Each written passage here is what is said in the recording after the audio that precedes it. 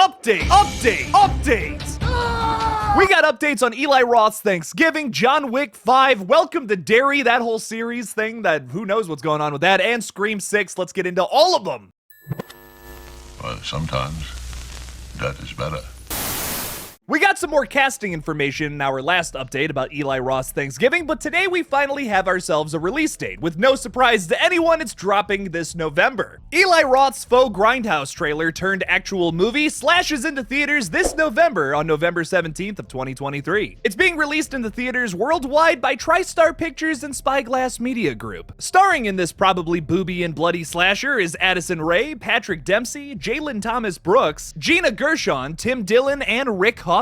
The original faux trailer for Grindhouse made by Eli Roth is absolutely hilarious. It's a big standout amongst all of the other trailers. I highly recommend you watch it if you have not seen it yet. I'm super excited for this movie for a couple of reasons. I really like Eli Roth movies. I think they're super underrated, and he hasn't made a horror film in a very long time. His latest project is the Borderlands movie, which, I'm excited for. Don't get me wrong, I played that game as a kid, but I think Eli Roth is at his best when he's making horror films. The other thing that's super exciting about this is that it may have some of the other directors who made their Grindhouse trailers that, never turned into anything, like Rob Zombie making the Werewolf Women of the SS, which, yes, is his trailer. I highly recommend checking it out. It may make some of these other directors, like Edgar Wright and Rob Zombie, look back at some of these old crazy ideas they had and maybe make a whole movie out of it, which I think would be really fun. Grindhouse lives on!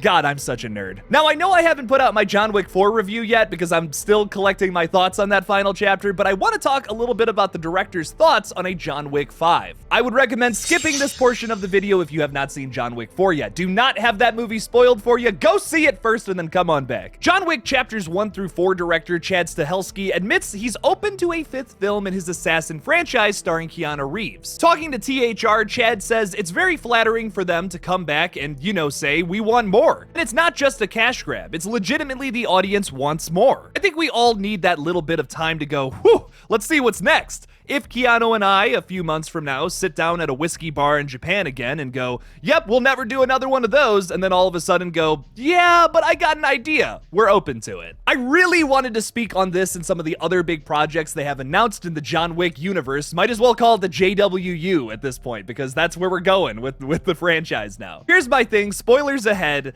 At the end of John Wick 4, they make a statement that this is the end of the story, and that third act is immaculate. I love it. Now, maybe this is the Marvel fatigue talking, but there are multiple moments throughout John Wick 4 where I just feel like these were things set up in here to set up other things that are happening in the John Wick universe. And my issue with that is this isn't the MCU. It felt very Marvel-y, and I'm just like, man, I'm so worn out on those kind of movies, especially with Phase 4 being such a dumpster fire. I really don't want that to happen to John Wick, or to reverse that wonderful ending we got to this very tragic story in the last chapter. That was the perfect way to end it. That was awesome. We don't need any more story. Maybe some prequel stories for shits and giggles, but that's all we need, man. I'll be totally honest with you when I say if they make a John Wick 5 and for some reason the guy's still alive even after the events of the last movie, I'm probably still gonna enjoy it. But I just think that they made a big statement with John Wick 4 to say, hey, story's over. We don't want this to turn into the MCU or the Fast and Furious. We want this to be a really good story. And right now, I would say it is. So let's leave it at that. If you want to do your little Continental series, you want to do your little ballerina prequel movie thing, okay, cool. But if you make John Wick 5, it pretty much has to be a prequel. I don't think that there's any more story to tell past the events of 4. If you guys want it or not, I don't care. I'm posting a review probably tomorrow on John Wick 4 because I really want to talk about this film. The most likely dropping in 2024 Welcome to Derry series that will be a prequel to the It story that we just got from 2017 and 2019 respectively, apparently does not have Bill Skarsgård, the actor behind Pennywise the Dancing Clown, involved. Talking with Jake's Takes on YouTube, Bill Skarsgård says, we'll see what they come up with and what they do with it.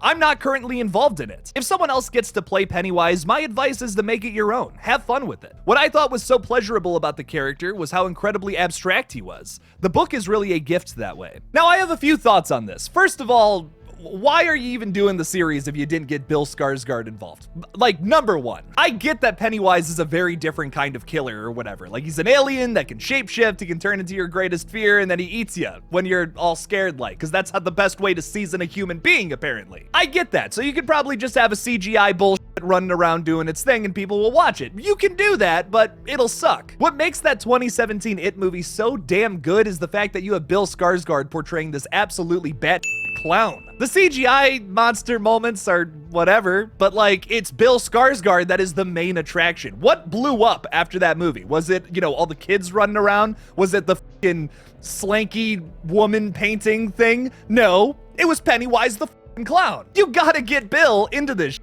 or no one's gonna care. And listen, I don't want to sound like I'm immediately on this show. We have some excellent people involved here, including the Muschiettis. We have Jason Fuchs and Brad Caleb Kane. I don't know that last name, but he worked on Fringe, and I love Fringe. Fringe, fuck.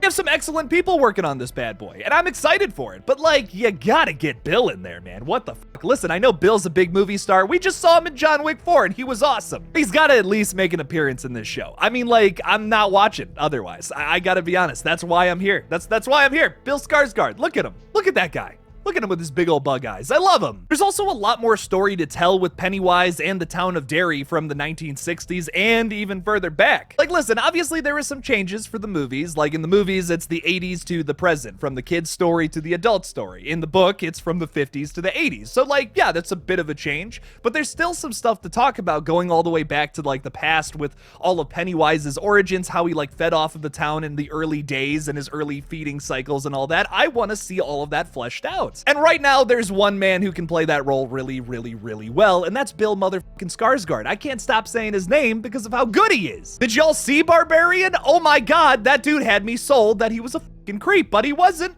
But he wasn't. That's on you if you haven't seen Barbarian yet. That movie's almost a year old. Fight me. But get Mr. Bill back in makeup with some balloons, stealing some boats from little kids. I'm staying hopeful, I'm staying optimistic. Hopefully they get him on board. Fingers crossed. Now getting into the update that most of you probably skipped to, you should watch the rest of those updates. They're pretty damn cool. Scream 6 has made some pretty big numbers at the box office, meaning that we'll probably get a Scream 7 at some point in the future. Currently, the film domestically has grossed almost 100 million, internationally almost 50 million, and worldwide 147 million, probably making it to 150 at some point. And y'all thought I was crazy to say that this movie would make more money than Scream 5. Well, there you go, baby. Scream 2022 and Scream 6 have killed it at the box office, meaning we will probably get a third installment sometime soon. The big question right now, though, is if Radio Silence will do the next installment when it inevitably gets announced. James Vanderbilt and Guy Busick will most likely write the next installment, and if there's any more in the future, which I wouldn't be surprised with that, but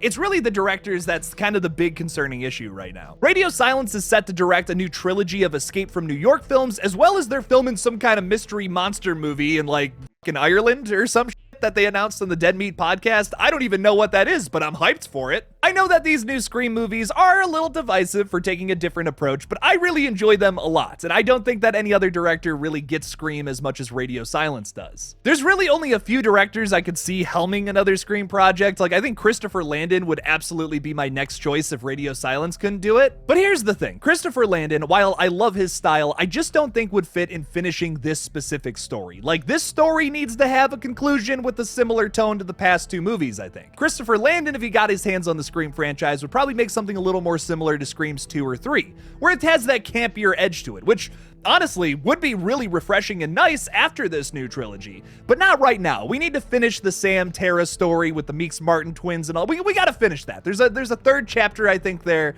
with more story to tell. Let's get that out of the way and then move on to something else with Christopher Landon, perhaps. Maybe Michael Kennedy writes the scripts. I mean, did you guys see Freaky? That was pretty damn good. I would be down for kind of a return to form thing with those two in charge. That would be really fun. But to finish out this story with specifically our characters in the core four, I think it's gotta be Radio Silence and the same writers, because I've seen trilogies where, you know, the creatives get swapped up in the mix and it usually doesn't work out all too well. I'm looking at you, the new Halloween trilogy, the new Star Wars trilogy, the new Jurassic World trilogy.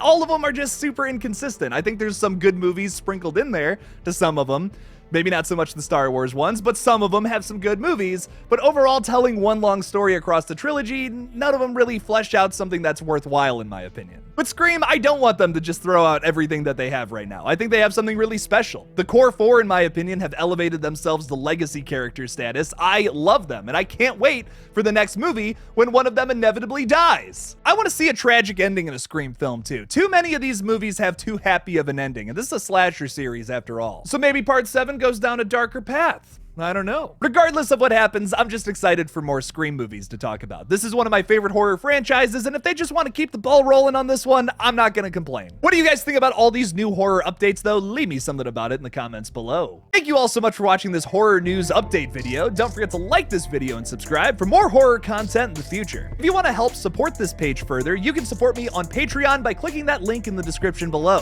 Thank you all so much again for watching, and as always, don't forget to kill it out there, y'all.